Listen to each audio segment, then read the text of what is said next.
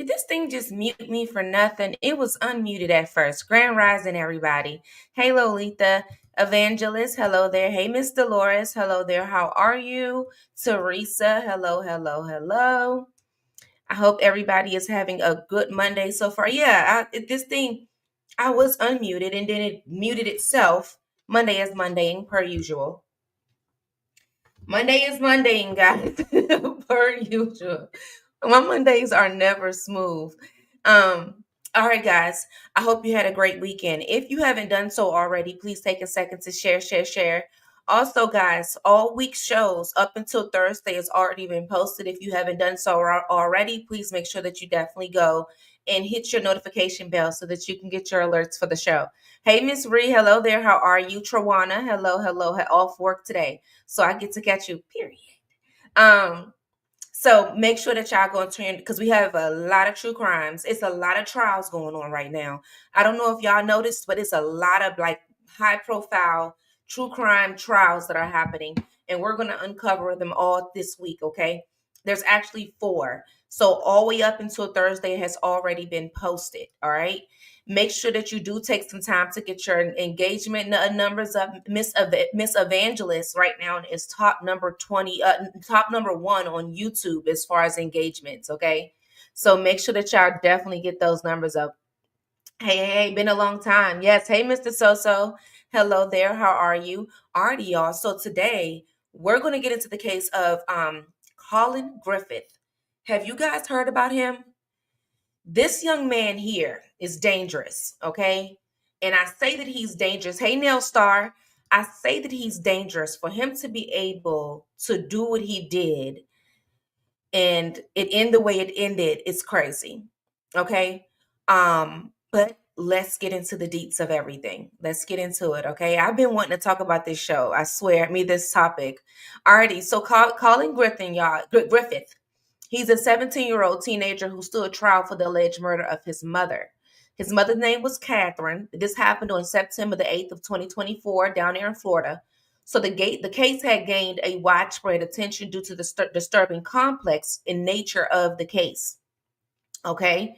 Now, it is also said that the key issues in this case is this. Okay. So Collin had a documented history of domestic violence, including a prior arrest that happened in November of 2023 that was related to a altercation with his mother. Okay. Statements from law enforcement and witnesses also indicated that Collin had repeatedly expressed intentions to harm both his mother and his grandmother. So the deputy, Carrie Welch, had testified during the trial that Collin had made statements about harming his mother and grandmother before stating that he had done it before and would do it again. So prosecutors had pointed to text messages and witness testimony highlighting Collin's anger towards his mother, his threats, and the previous violent outburst that happened as well. So basically, this is a teenager who has dealt with aggression, behavior issues for a while, assaulting his parents, assaulting his grandparents. There's been times where they said that he's made many threats to them. He's been pulled out of school and everything like that. Okay, so here's the incident that specifically on September the 8th. So Catherine Griffith had traveled to her mother's house in Central Florida to retrieve Collin, who had fled after an argument over chores that she wanted done. So witnesses have reported seeing Collin dragging Catherine by her hair outside the home. Collin then called 911 claiming that his mother had fallen on a knife during a prolonged fight. So forensic evidence had contradicted this claim, with the medical examiner testifying that the fatal wounds was inflicted with such force that the knife had went through Catherine's neck and out the other side.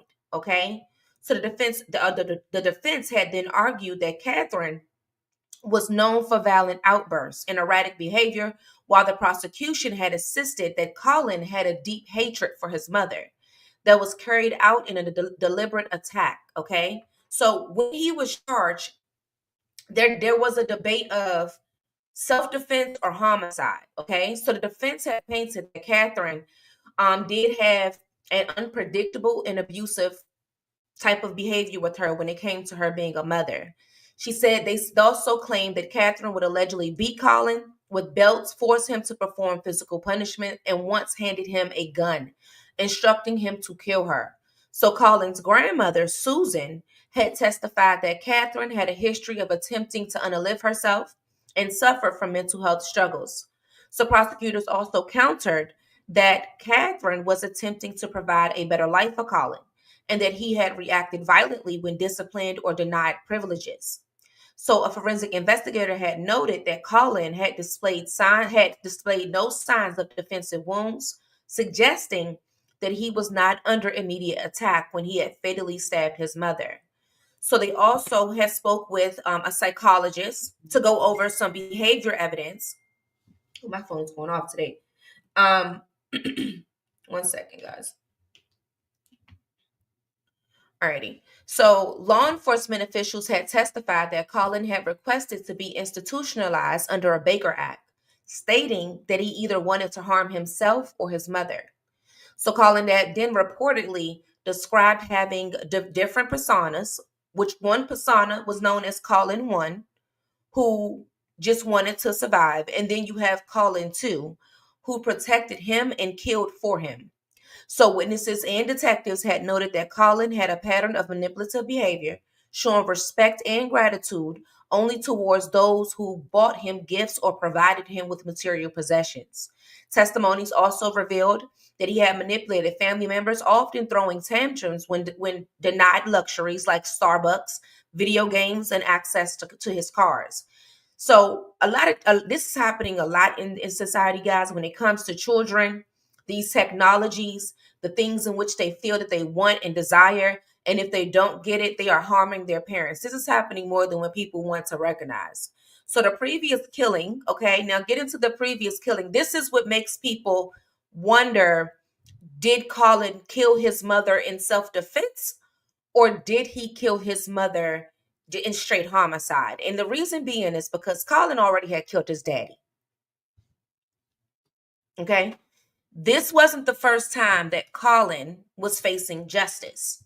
He had already killed his father not too far away from him killing his mother. Okay? His father's death happened in 2023. His mother's death happened in 2024. Okay?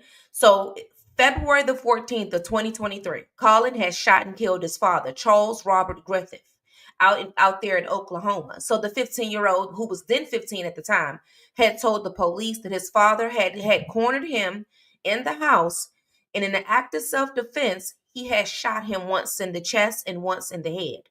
No one else was at the home at the time, making Collin the sole witness. So he was charged with murder, but the charges was dropped less than a month later after Oklahoma prosecutors had determined that they could not disprove Collin's claim of self-defense. However, prosecutors in Florida had presented text messages suggesting that Catherine had threatened to reveal that Collin had not acted in self-defense in that case, potentially giving him a motive to silence her. So the judge had barred the jury from learning details about Collin's father's death, preventing potential bias from influencing their decisions. Listen, he was probably toxic because of his child conditioning by her. So press 1 if you guys believe the story of the mother being abusive. Because it's not unheard of. It's not unheard of, guys. I believe parts of it, especially with the grandmother saying it as well. Here's where he loses me at, is because he already killed his daddy. He's already killed his dad. This is a murderer. Like he's too easy to kill people. Hey, L. Brown, he's too easy to kill. Like he's too easy to shoot and stab his parents. He's already made threats that he was going to do it. I believe it partially. That there possibly was some toxic behaviors happening with this in this home. But I do have questions because it's just the fact that he killed two. The father wasn't the first one, not to mention the mother had proof in her phone, but it makes me question, why didn't she bring that proof forward in the first place? If she has proof in her phone that he didn't kill his father in self-defense. Why didn't she bring it to, forward during the trial for the dad, or bring that as evidence? Hey, binary B, that should have be brought forward, not be held over his head. Wow, that could be a motive, of him doing it. That also makes me question her as well. He's a murderer, toxic upbringing or not. Yeah, because the fact that he killed two parents is crazy. Killing two parents is bizarre. Okay? One, okay, we've seen it happen, especially when it's, a toxic upbringing. But you turn around and killed another one a year later, a whole year later, not a couple years. Scared? What you mean? Like scared of her, or scared what she could do, or you think she's scared of him? But killing two parents is a whole nother different thing. Yeah, I can understand an accident of killing one. Things get heated in a toxic environment, but you killed the parents back to back. At some point, prosecutors and defense attorneys have to realize that this is so. Now he's back in society, scared of him. That's, yeah. And they already got text messages of him, Mr. Collin here. Huh. Hmm. I don't know. Alrighty. So the trial developments. So prosecutors had opening statements. The prosecutors had argued that Collin had stabbed his mother with such force that the knife had went through her entire neck, demonstrating a clear intent and excessive aggression.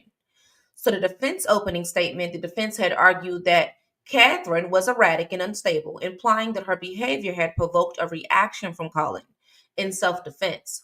The witness testimony, there was multiple witness testimonies, including law enforcement officers, forensic experts, and family members who testified about Collin's history of violence, threats, and manipulative behavior.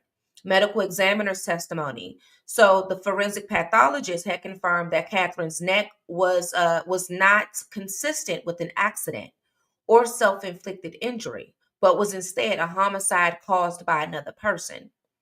So during the closing arguments, the prosecution had focused on Collin's history of violence, his deep-seated resentment towards his mother, and the brutal nature of her killing. The defense had maintained that Catherine had picked up a knife and threatened Collin first, leading to an act of self-defense.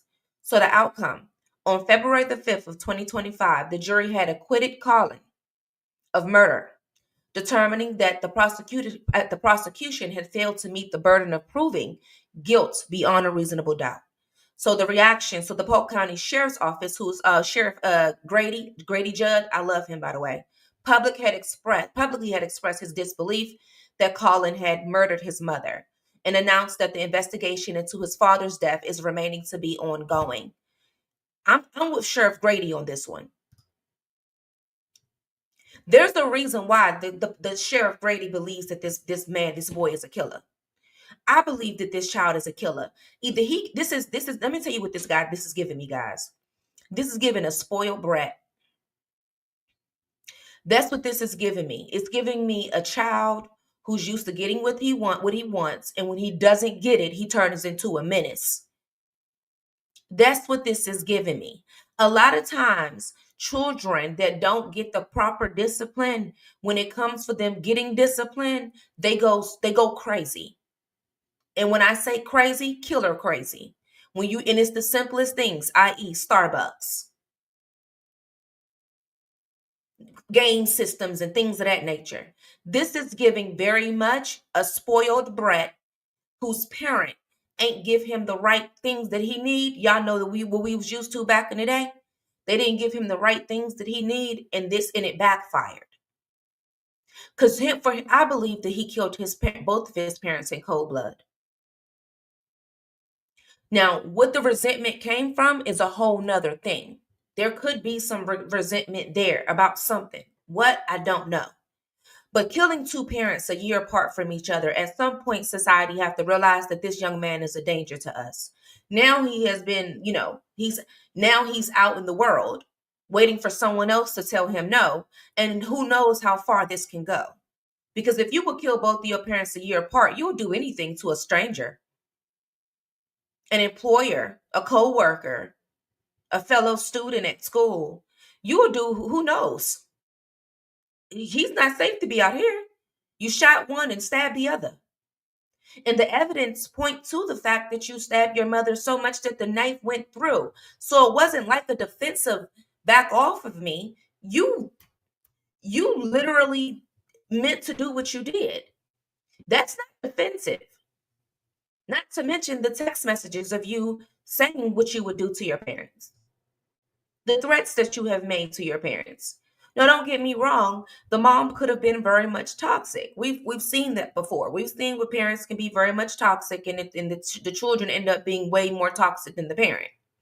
We've seen that before. But there's a lot of question marks when I see a child that kills both parents. It looks like that they had you with your daddy at one time. You turned around and killed your daddy. And then they put you with your mama, and then you turned around and killed your mama too. And then you also threatened to kill your granny. So this is a child that simply does not want to listen to anybody. He killed his dad and learned how to manipulate the system by using the same self-defense tactic on his mother. Exactly. And because no one else was there when his father's, thing happened, they only can go off of what he said. When in fact, clearly, this is a little killer, a child killer. That's what this young man is, a child killer. Yeah. And I hope that when they dig a little bit deeper into the father's murder, I hope that they are able to now they won't be able to convict him for the mother, of course, because that'd be double jeopardy. But don't forget they dropped the charges on him for his father. So he may not be safe. And what I do know about Sheriff Judd, he's not to be. I don't know if y'all know about him down there in Florida. He's not to be played with. When it comes to justice, he believes in taking it as far as he needs to take it to get you convicted, especially in cases like this that are really heinous. And he's not going to stop until he get it. So I really hope that he goes and dig deeper into this father's death. And I also would like to know the family, like, was there some type of monies at the end of all of this? From them passing away? I would love to know that too, because that could also be a motive on why he felt the need to do this. Yeah, he doesn't play. That's one sheriff that does not play. I watch too much Evil Lives here to believe otherwise. Yeah, he's a risk to us all. And he's only 17. So with him doing this at 17 years old, guys, 17, not 25, not 30, 17, took his father when he was 15. Imagine what he's going to be like at 25. Already getting away with 2 murders. Not making trial for the first one, making trial for the second one and beating it. Oh, he's walking around the world feeling like he's untouchable. That's where his mind is probably at. Oh, I can kill someone and get off. It's easy. You know how some people get off on crimes and they use it as a bragging right? As of i.e., like, I killed my parents and got off. What makes you think I won't do something to you? This is the type of person that will say that to somebody later in life. I killed both of my parents and I got off. What makes you think that I won't kill you too?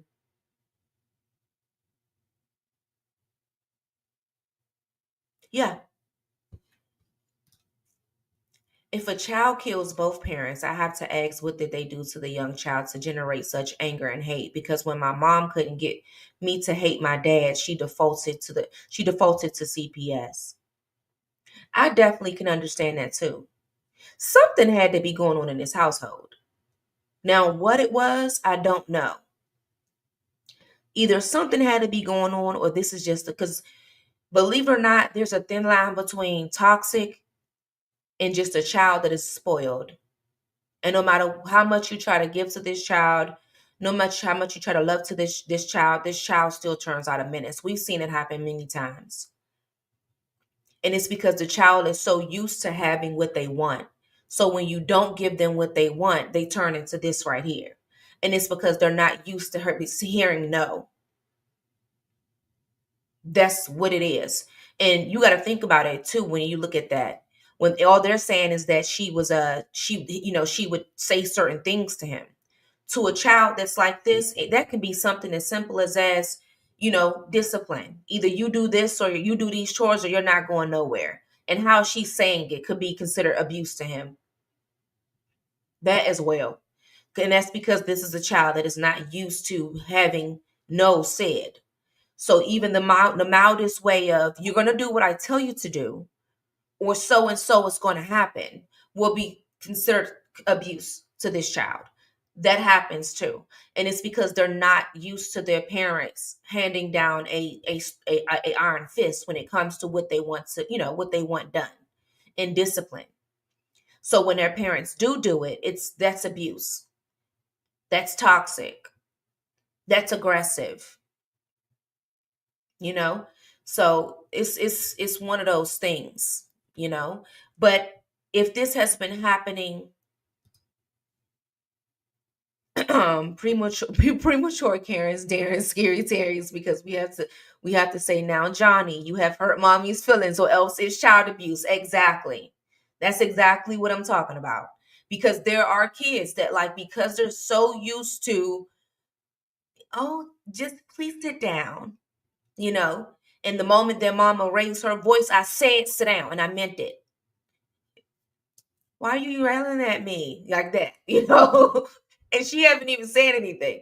But it's because that child is so used to it being so delicate that when it's on getting what they want, even if they don't do what their parents tell them to do, to where it turns like this.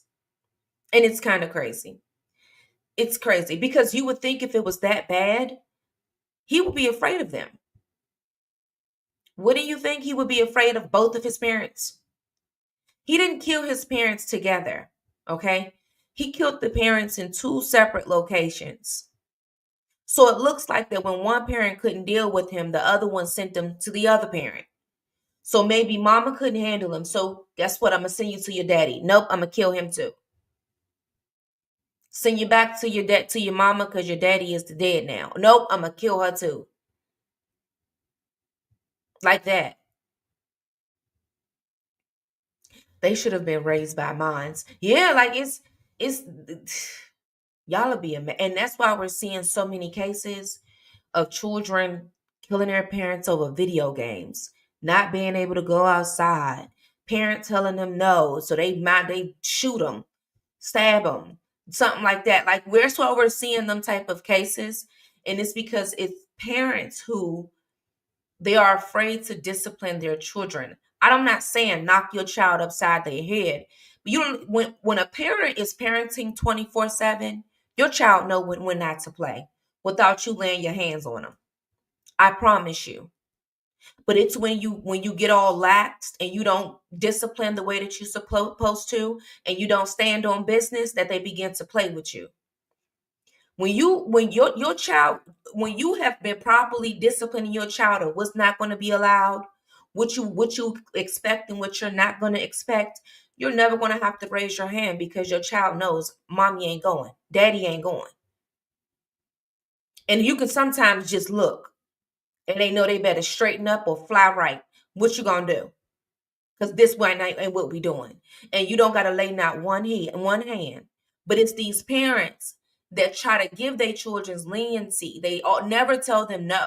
That when they try to tell them no, snap. What you mean no? Who you think you are telling me no? That's how it operates. Sick and being told what to do and just one thing out of the picture with no foreseen consequences. Yeah, yeah, yeah. So it's just one of those things, y'all. They mistake it with gentle parenting. I swear, gentle. Believe it or not, you cannot raise. You don't have to raise your hand. Sometimes you have to because some kids get a little, crazy. But when you always have been a disciplinarian and when you always stood on business, you ain't even gonna have to find your time having to do that because your kids know not to play. Your kids know what you're gonna do and what you ain't gonna do. They gonna know even if when you ain't around, when you in school, you're gonna respect how I want you to act out there. Don't go out here embarrassing me. It's these ones that want to be friend one day and disciplinary the other. You gotta pick a side. Especially in this era of 2024 when children have so much they're so vocal and they also feel as though that they don't really need to do what their parents tell them to do, or they feel like they're a little growner than what they are. Yeah, you got to stay on one side. Am I going to be a parent or am I going to be a friend? Because I'm not your friend. Because when it's time for me to discipline you, I'm not going to be friendly. So I'd rather be on the side where I'm not your friend. So then you ain't got to feel like that I'm your friend at any point. You can't be on both sides of the field. You just can't. You just cannot be on both sides of the field to be a parent, y'all. That's when you're gonna figure out that you're gonna have to put hands on your children because you've been trying to play both sides and you wondering why they're not listening. And it's because you ain't picked a side. Mm-mm. Gentle parenting is definitely not for every child. Definitely not for my grandchildren. Yeah, like some kids, you have to give them. Some kids it just don't work. It just don't work. I promise you. It's some kids in this era with these kids, a 5-year-old and a 5-year-old is a 10-year-old, 13-year-old. And it's because how society is. They are experiencing way more than what we did when we was kids. Like I tell people all the time, if you look at the kids today compared to us, we were a little behind when it comes to intelligence. Yeah, I'm sorry, but compared to these kids, we a little behind. And that's because these children are faced with real life choices and real life experience. These children are not afraid to call you out and question what you are saying. And you've got to make it make sense to them. I've seen a video where a grandmother tried to tell her granddaughter that Chuck E. Cheese was closed on a Sunday. Okay, and this little baby looked every bit about 6 or 7. The baby took the phone and said, "Chuck E. Cheese is open." And she said, "How you know?" And she said, "Hey, Google, is Chuck E. Cheese open?" And it pulled up the schedule. These kids are the type of kids that you got to have your ducks in order because they're not afraid to check you. All that trying to lie and play and do all that, these kids today is way more advanced than what we were, y'all. They were way more advanced. They're way more willing to ask questions. And they also want to make sure that it makes sense. They're not afraid to question what they do not understand. See, us, you could tell us anything back in the day. You can tell us anything and we would believe it. These kids, no. I live in Central Florida. He does not play and he does not care. We love him here. Sheriff, what's the name? Yeah, I love him.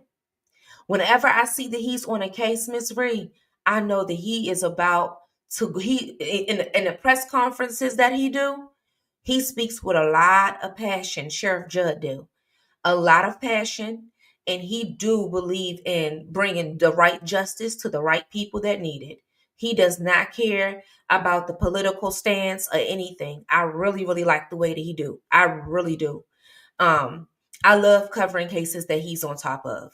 I really do. Because I know that he's going to get down to the nooks and crannies of it.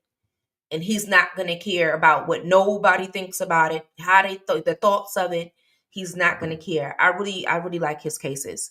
But yeah, these kids, but yeah, this young man here, Mr. Collin, oh no, baby. This is a little spoiled brat. Let this be your reminder to discipline. Don't be afraid to discipline these kids. I'm telling y'all right now. Because between video games, what's at school, the streets, and things of that nature, you never know what these kids will do. The spoiled chubby white girl on TikTok with the mama at the store. She mouthing off at an old man in the wheelchair cart for not moving out her way fast. gets no discipline from the mom or dad. See what I'm saying? And that's because spoiled and entitled. Exactly. You got to understand that some parents think that those actions are cute too. Ain't nothing cute about that. First of all, that's embarrassing. First of all, that is embarrassing. You're embarrassing me. And you have parents that will see that their children are doing something wrong and they will either record it or find it to be a kiki and a laugh and a joke. Ain't nothing funny about that. Ain't nothing funny about none of that right there. And it's embarrassing. It really is. And for some reason, parents are afraid to discipline their children. I don't, like I tell my baby all the time, call who you want to call. I don't care. Mine's no. I don't care. Okay. Now her dad, maybe, because I'd be like, are you afraid of her? Like but my baby, she knows. Don't play with me. Okay. You can do whatever you want, get what you need. We'll make sure you get your allowance, get you nice clothes and things of that nature. But the moment that I feel like you getting too big for your britches, oh baby, you're gonna learn that I'm not to be played with. Okay? You're going to learn. I believe in giving real life experience when it comes to discipline. Real life. And I don't have to lay a palm on you. But you're going to feel everything that I'm saying, though. And you're going to understand why your actions don't fit the life that I'm trying to set up for you. It just doesn't fit it. Okay? I'm the mother that took that PlayStation thing. I took that away for 2 years. And that's what I mean by parents standing on business. If you're going to take it, take it. Don't take it and then give it back. No, when you said it was going to be gone for a month, make it a month.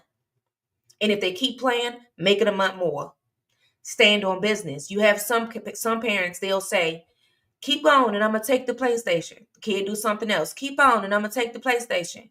Something else. Keep on and I'm going to take the PlayStation. Never take the PlayStation. All right, give me the PlayStation. It's going to be gone for a month. A week later, the child get to having tantrums. And guess what? The PlayStation returns. That right there is what makes kids feel like that they can play.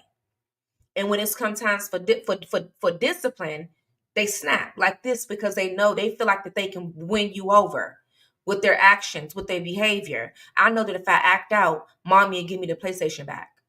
I know if I start crying, she'll do this, she'll do that. So you got a lot of parents make a mistake of I'm taking it, but I'm giving it right back to him because I know he gonna have a fit. Let him have it. Go read a book. It's so many things that you could do around here than the PlayStation. Go outside. Go ride a bike. Go paint. Go do something. I ain't giving it to you. Okay, that's just out, and you can feel how you want to feel. So I think that's something too that a lot of parents and the cell phone stuff, these kids and these cell phones, y'all, not being able to put it down. The moment you take it away from them, they go into an entire fit. There's been viral videos of when children cell phones are taken, they get the breaking stuff, yelling and screaming and acting crazy. It's crazy. She threatened to scream her head off if they didn't buy her whatever she wanted. Dad said, "Well, do you want to hear her scream?" "I don't." Mom said, "You're not going to do anything." Terrible. Wow. So nothing. No, there's no result at the end of that. It was no result at the end of that. None. Because what I would have did is put it whatever's in that cart. Okay, let's go. Come on. We can leave because apparently you're not ready to be in public right now and you're not about to embarrass me. And when we get back in the house, I'm gonna need you to get in the shower and prepare yourself for bed because apparently you need some rest. Okay, because you're acting crazy. So we're gonna go ahead and leave. Okay, we're gonna just go ahead and head up out of here because what you're not gonna do is embarrass me in public. That's what you're not gonna do. And we're gonna start there. We would have head right on up out of there. Simple as that. I don't be caring. But yeah, so this is one of those cases where, but I really hope that Sheriff Judd digs into the daddies. If he digs into the daddy's death, this little boy can end up back in jail. And it's gonna be for a while. It will haul me to the car and drop the drawers and man, I swear. Now, I ain't gonna lie, Mrs. So. when I first became a mom, I cried when my daughter did it. I cried. Don't laugh at me, y'all. I cried in the middle of Target. I went in the bathroom and I was literally in tears. Got on the phone and called my mom. And I was like, I can't do it. And it's because my daughter was crying over a light up toothbrush and she was screaming and yelling and kicking in the middle of the store, and everybody was looking at me. And I didn't know what to do. I just didn't know what to do, y'all. And I panicked and I went to the bathroom and I cried. I cried so bad, y'all, because I was overwhelmed. This Diamond was about 1 years old, maybe. And shoot, a week later, I packed her up and sent her right to her grandmother. I never dealt with that no more. I packed her up and sent her to my mama house because I was like, no, I don't know what's wrong with her. And it was just one of those new mom's experiences. But I never dealt with it no more after that. I never dealt with it no more. I don't know what I think my mama said. My mama said that she took her to the store and Diamond tried to do it to her. And my mama said she took her by her shirt and said, let me tell you something, I ain't your mother. You know how grandmothers is. I ain't your mother. I wear you out in front of all these people and go to jail. Get it together. And she never did it no more again. That's all she said. That's all she did. She took her by a thing. Let me tell you something. I ain't your mama. You know that grandma thing. I ain't your mama. You try that here, I'm gonna wear you out right here where you at, where you stand. I'm gonna wear you out right here. That's what she told her.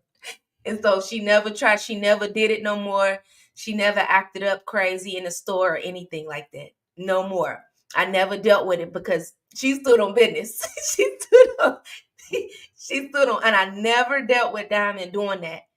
I don't know what my mama did, but she said all I did was just I looked her right in her face. I got right up in her face and I told her, don't play with me in here. I'll wear you out right here. Where you stand. Right here where you stand, I'll wear you out right here.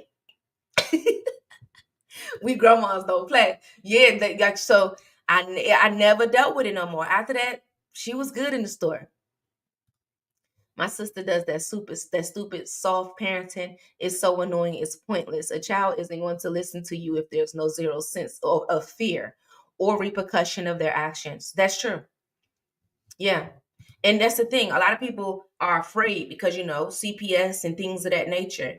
Let me tell you something. CPS will tell you you can spank them as long as it's on the bottom, y'all. And it can't be overdoing it. You can't just overdoing it.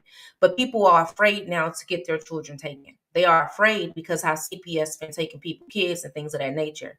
So I don't even think that it's people that don't want to discipline. I think it's people that are afraid of the outcome of it. Honestly and truly, there are parents that are legit afraid of it. And schools are teaching children about CPS. I don't know if y'all know it or not, but they are teaching kids about them, like how to call and contact them and things of that nature. They're teaching kids that. Yeah. Grandmas knew how to take care of the situation. They did. My girl, remember when I say my mama did it, she told her, she said, I just took her by her chest and I said, let me tell you, I ain't your mama. I'll wear you right up right here. Where you stand. Don't try that with me. Don't you embarrass me in front of these people. And she said that Diamond just sat there, looked at her, and was quiet. After that, she was good. You have to be a parent, not a friend. Yeah, and that's the thing. A lot of parents want to be friends, you know, and they get it mixed up with when we talk about everything. That's called communication. That don't mean a friendship. Just because you and your children are able to have transparent conversations, that's a part of parenting. That doesn't mean that you guys are friends. And that means that when you guys are having conversations, you still need to be giving them the tools to life within those conversations. So you can help them to discover right from wrong. But in this day and age, parents want to be friends. I'm not your friend. We are not friends at all. Please know that we're not friends, okay? Because when it's time for me to really be a mother, it's not gonna be friendly at all. It's not gonna be friendly, okay? I'm known as the disciplinarian up in here, okay? Now, my husband, on the other hand, I think it's because my daughter is a girl, and so I really be looking at him like, are you scared of her? Because why you just be, what's up? Are you okay? Why you be looking like you are afraid to like let her know what it is? Like And he's like, I'm not scared. I said, what's wrong then? Like, why you just won't tell her what it is? Well, you could talk to her about it. So I think that he's like really afraid of, I don't know what, I think it's that father daughter thing where he don't want to be the bad guy. So I'm always the bad guy in this situation, y'all, because he doesn't want to be it. He only wants to be, when it's good stuff, have conversations, real life conversations. But when it come down to the iron fist and telling her what it is, he just stands there and look like, why did you do this? Because she's going to go off. Your mother's going to go off. He don't be want to have no parts. But I think it's that daddy daughter thing too, where he don't want to go too hard on her, because he's a guy, she's a girl, and that's his little girl. But I be wondering sometimes, like, are you afraid of this girl? Like, what's wrong with you? What's up? Why are you panicking? What's up, man? What's up? But yeah. Well, all right, guys. Listen, this week we have a full lineup of shows, okay? Did you guys watch the Super Bowl last night? I watched just the halftime. That's all I watched. Did you guys, and was you any of you guys going for um who won anyways? When I say I only watched the halftime, y'all, who won? Anybody won? Who won? Did the Chiefs win again? That's what I didn't check this morning. Did the Chiefs win again? The Eagles won? The Eagles won? Wow. So that's because the Eagles, they've been on a winning streak. Nope, I stopped watching football way back in high school. The English, I know Philly is up there in shambles. I know they are. Because y'all know when Philly win, they go crazy, y'all. They go crazy when they win. Alrighty. So hold on, guys. We have a full lineup that is coming this week of content, okay? So we have the Evelyn Boswell story, okay? As well as the Ellen Greenberg story and the Christina Spacuza story. She's accused of killing her daughter, and the other cases are crazy too. So we have a whole good lineup this week. I took a cell phone for 2 years and I broke it. I paid for it. You will not get Wi-Fi because these kids are smart nowadays. I took a cell phone. Um, right now, Diamond has had her devices. So she can use her devices, but they under high restrictions because she had a D. She had one D and no ma'am. So it's been no, actually she had a D and a C in first quarter. So we in third quarter now. So she was going through this arena of, that ninth grade blues, trying to get adapted to high school, and, the teacher not there holding her hand to help her. So I took it. I didn't take the actual devices, but she only gets a playtime on it for 2 hours a day, and that's after school. And then after that, she's studying. So now we're all the way up to all A's and 1C. So she's doing way better now. But I have taken a PlayStation before. I took that for a good little while. I also took all things out of her room but that was to teach her. She was getting that spore era where she was just used to getting what she wants. She's the only kid. So she was just getting too used to getting what she want. And she felt like that she just, she was owed stuff. So what I did was I took everything out of her room. All she had in there was a bed. And that was it. She doesn't have a TV, never have had a TV in her room. But that was it in there. No games, no nothing. And it's because I wanted her to realize, listen, there's some kids that sleep just like this or worse. And then every summer, I send her down to my grandmother's house and my mom's house. And it's because that's how I was raised. I was raised in a certain type of upbringing. And because she's up here in these mountains, she doesn't understand that she's really blessed. So I send her down there each summer so that she can see children that are not as blessed as her, so that she can remain humble. Don't think that because your parents work hard to make sure you go to nice schools, and everybody doesn't have that. And you need to have yeah, it was just like a jail. And I told her that this is what people go to sleep in, a jail. So since you don't appreciate how hard we work and what we do for you, you won't have nothing. And I turned her room into a cell. And I did. And it was there for a couple of months. Absolutely. Because you're gonna be humble, and you're going to have gratitude for the life that we are working hard to give you. Yes, great balance. So every summer she goes down there, and allows her to be around other children versus being up here where the children are, they have everything that they want, need, and desire. Their parents work hard. She goes to a really great school. And so I'm going to send you with the kids that don't have that option so that you can understand why you need to feel blessed and know how hard we work. And the life that you have been given is not the life that we was raised upon. And then you will see why we work so hard, because we're our upbringing. We ensured that you didn't live it, but you're definitely going to experience it though, because it's a lot of tools back there. I tell people all the time, I may not have grown up in the best place, but the place that I was raised in, I got some tools of life. Yeah. So this summer, what I plan on doing before she leave, I'm going to hit the light box, y'all. This is a challenge that I'm going to do. And I'm going to hit the light box and see how she survives for 24 hours. And the water heater. It sounds crazy, but I'm going to do it for 24 hours, and I'm going to tell you what my thinking is.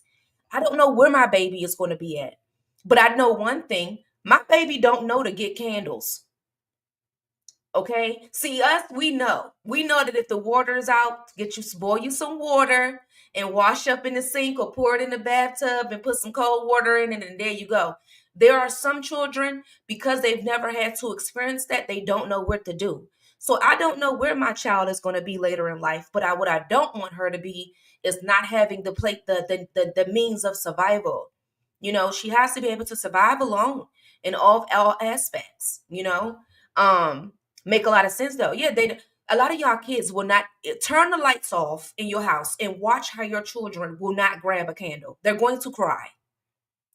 Meanwhile, us, we're going to be where the candles at, with a flashlight. Your children are going to run around as if a bomb has hit this world and everything, the life is in shambles. Okay. The world is crashing. Their lives is about to end. That's how they're going to act. So this summer, I'm going to just test and see what she's going to do.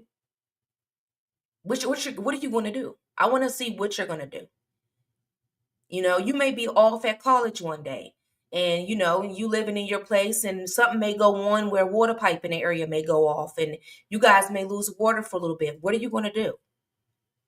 Somebody may hit a light pole in your neighborhood, and you don't have any lights. What are you going to do, ma'am? That's what it's going to be for. Just to see, it's like, right, the sky is falling. Just to see how she responds. That's all I want to see. It's not going to be like that for long, but I just want to see how she responds. So I believe in giving real life lessons, not just by you know, for the better, but also prepare her for, you may fall on hard times one day. What are you going to do? Mommy and daddy may not be here. Yes, we worked hard to ensure that this isn't your life, but it doesn't mean that it won't be your life one day. Pray it doesn't. But life be lifing, and you never know. I used to pretend I was a pilgrim when the power went out. Yeah, but we made it work, y'all. But a lot of these kids don't know what to do. I promise y'all kids don't know what to do. I promise, if y'all go into your house one day, okay, and hit that electric box and watch how your child act like the world is about to end. Mom! Like, Mommy! The light! What's going on? What's happening, Mommy, please? They gonna panic.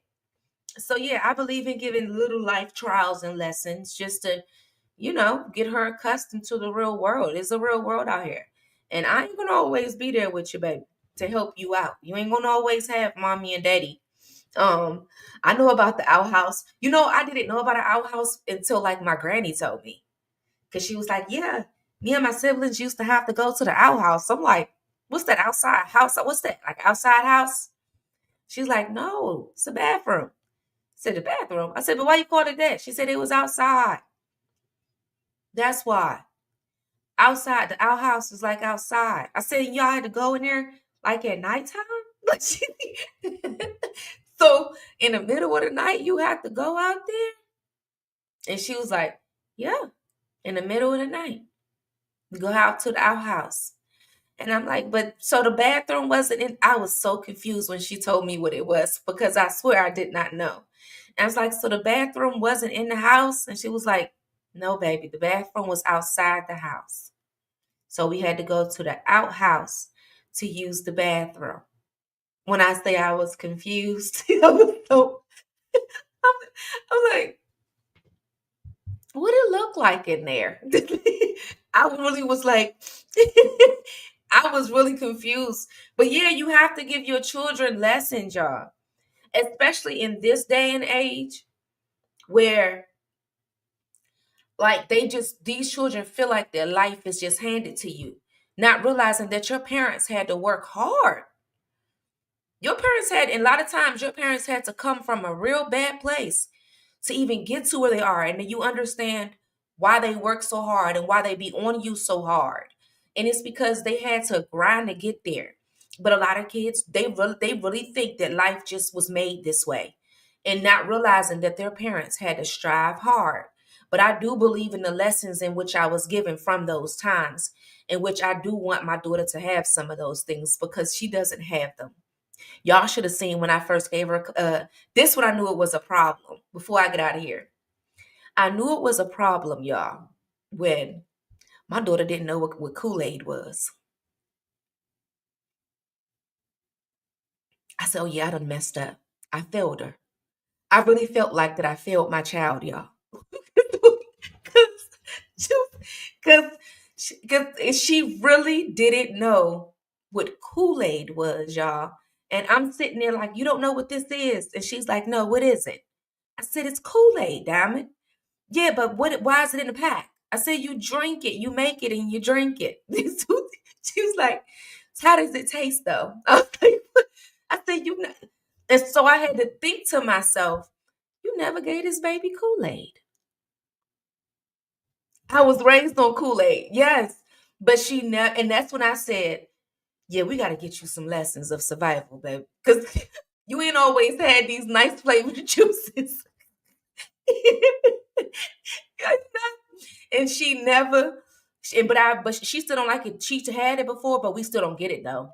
But she did get a chance to taste it. And when I say she ate that as if it was drunk it as if it was like some special drink or something. She did not know what it was. Oh my God, Kool-Aid was the drink, man. Kool-Aid, Nesta. Nista, Kool-Aid was the drink. But it hit me that my baby never had it. Never had it until a few years ago. And she had it, and she's like, y'all used to drink that? I said, that's what our good juice was. Put some water in it with a bunch of sugar. With a bunch of sugar with it. Might even make us a little freeze cup on the hot days. Oh yeah, that was the drink. Okay, so my children just missed this new generation, cuz yeah, yeah. The new generation, they don't really know about Kool-Aid and the greatness of Kool-Aid and all that. They don't really be on that. They really don't. And so when I finally you gotta put a bunch of sugar in it too. And so I didn't realize that she never had it. I did not realize that she never had it. But when I finally gave it to her, you would have thought it was some luxury drink, y'all. You would have thought it was some luxury, like, did you call it grape or purple? Purple. What did y'all call y'all freeze cups? We just call them freeze cups. But I know everybody else have a different name. So for those of you that's watching on the replay, what did y'all call y'all freeze cups? And those that are watching over here in the live, what did red? We just call it colors. Purple, red. Purple drink with lemonade. The freeze cups. What did y'all that you know the little how the candy lady used to take the Kool-Aid, a freeze cone. Then she put it in a styrofoam cup and let it freeze. Those things was so good, y'all. Those was so good. I don't care what nobody's saying. Those things and the sugar just seep in it, and it tastes so good. The freeze cups or frozen cups, DMV. Yeah, exactly. We called it freeze cups. Yep, because I'm from the DMV too. Lily dilly. What about freeze cup like like a what's a freeze cup like a slushy? A slushy? No, it's when they take the Kool Aid and they freeze it in a styrofoam cup. And then some people they'll sell it and they'll wrap it up with some saran wrap on the top and they sell it. We call it ices. Freezy cup. I'm Canadian, so we call those slushies. Oh, y'all call those slushies? See, we call the things at 7-Eleven slushies. We call those slushies. That's what's in DMV call them slushies. Freeze cups. Yeah. Yeah, those are the days. But yeah, these kids are a little different. Yeah, Mr. Collin is seem like this little sport brat. Alrighty, guys. Thank you guys so much for tuning in. For my Bigo people. Bigo people, we are about to get into the what is our Talia Williams case, a young woman who went missing, but her sister, while she was missing, her sister had discovered the unthinkable acts that her sister was doing towards her niece, which was her sister's daughter. This woman has been considered one of the most heinous acts of crimes against children. She was just convicted of 40 years. So we're going to get into that case today. Okay. That case was sent to me by Robin. So shout out to her. That will be covered on the Bigo side of things. I can't cover it over here on the YouTube side of things because of the graphics. The graphics is kind of crazy. Y'all know Bigo show is a little bit more explicit. It's a little bit more raw and uncut. So it's some things that I can go and do over there that I cannot do over here. Okay. So that's what that case will be covered at today. And I'll see you guys tomorrow. Okay. Have a beautiful, beautiful day. Thank you so much for tuning in, and thank you for tuning in to True Crime with Savage Royalty.